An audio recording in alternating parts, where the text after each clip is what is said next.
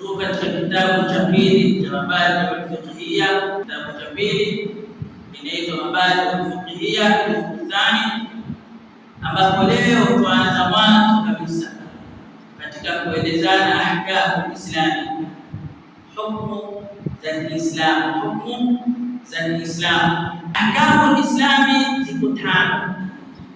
Ahkamu al-Islami ziko tano, hukumu za Kiislamu ni tano. Kuna al-fardhu, kuna as-sunnah, kuna al-mubah, kuna al-haram na kuna al-makruh. Hizi ndizo hukumu tano za Kiislamu, hukumu za kisheria.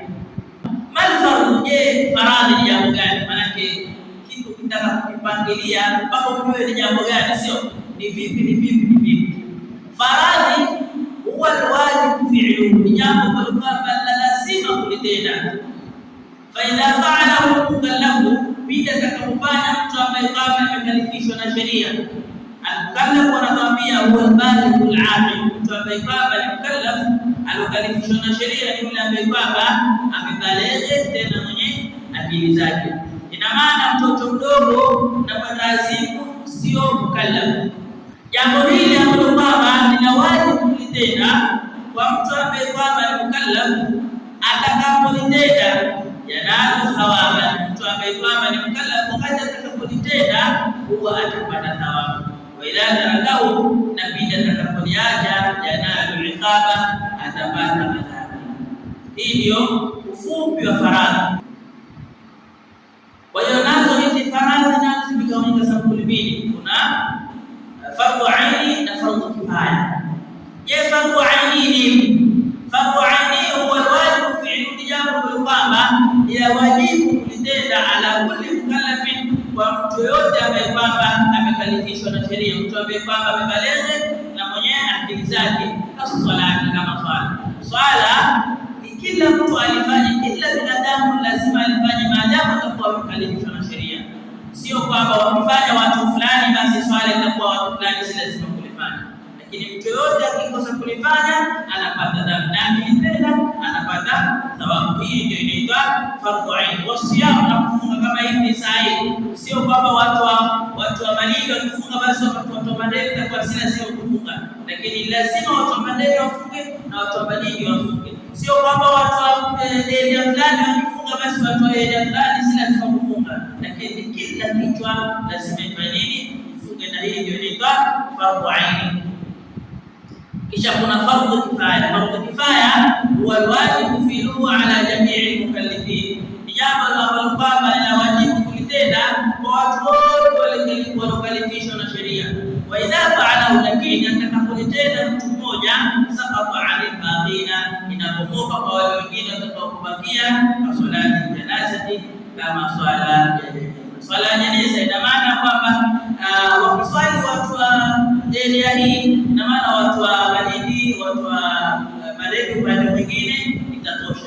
Ama hata wakitenda watu wawili, wale wengine wote hawatakuwa ni lazima kulitenda, lakini ukikosekana hata mtu mmoja kulitenda, hapo ndipo itakuwa ni dhambi. Kwa hiyo kuna fardhu kifaya na fardhu ain. Sunna, jambo la pili ni sunna. Tulisema sio sunna ni nini? Hiya al-amru al-mustahabbu fi'luhu, ni jambo kwamba lenye kupendekeza kulifanya. Kama fa'alahu, yote ambaye kwamba atalitenda hilo jambo yanayo thawabu, huyo atapata thawabu. Matarakahu, na atakapokuliacha yanayo iqaba, atapata madhambi. Ina maana sunna ni kwamba mtu akifanya anazidisha mazuri mbele ya Allah subhanahu wa ta'ala, na akikosa kulifanya huwa mtu apate dhambi.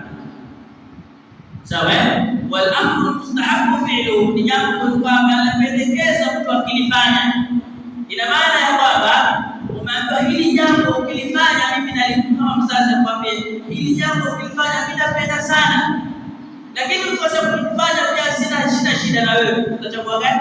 Ili upende na mzazi ni uzuri, utachagua kwamba ulifanya ili upate mapenzi ya mzazi. Kwa hiyo na sisi tukifanya sunna, ina maana sisi tunapata mapenzi ya Allah subhanahu wa ta'ala, na tukikosa kulifanya hatupati madhambi, lakini uzuri tulichagulia kwamba lampendeza Mwenyezi Mungu subhanahu wa ta'ala. Mubah ni nini? Mubah walladhi yajuzu lil-insani fi'luhu, jambo kwamba lafaa kwa mwanadamu kulifanya watarku na kuliacha. Mubah jambo kwamba mtu akilifanya na akiliacha yafaa tu kwake yeye. Ina maana ana uchaguzi wa kulifanya na kuliacha. Fala thawaba fihi wala iqaba, mtu hatopata thawabu wala hatopata dhambi. Mubah ni mfano kula, mtu akila hapati thawabu wala hapati dhambi. Mali haramu, haramu nini? Huwa alwajibu, na jambo kwamba linapasa mtu kuliacha. Faman fa'ala yanalu iqaba, mtu atakapolifanya huwa anapata dhambi. Man tarakahu, na mtu akikosa kufanya akiacha kufanya haramu, yanalu thawaba, anapata thawabu. Kashurbi khamri, kama vile kunywa tembo. Mtu akikosa kunywa tembo anapata thawabu, lakini akikunywa tembo anapata dhambi. Sawa? Kama faradhi mtu akifanya anapata thawabu, akikosa anapata dhambi. Lakini haramu mtu akikosa kulifanya anapata thawabu, na akifanya anapata dhambi. Kisha jambo lingine ni al-makruh. Makruh huwa al-mustahab, tarku, jambo kwamba yapendekeza mtu kuliacha. Faman tarakahu, mtu atakapokuliacha jambo kwamba ni makruh, yanalu thawaba, anapata thawabu. Wa man fa'ala, na atakapokulifanya la yanalu iqaba, hapati dhambi. Makruh ni jambo kwamba mtu akikosa kulifanya anapata thawabu, na akifanya hapati dhambi.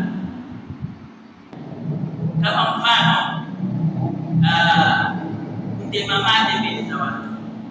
Kutema mbele za watu mate, pata dhambi, maana umewaudhi wale watu, sio? Lakini ukikosa kufanya hivyo, ukaenda sehemu nyingine kando ukatema, wewe utakuwa umepata thawabu. Sawa? Na ukifanya pia upate dhambi. Fanya mbele za watu pia upate dhambi. Sawa?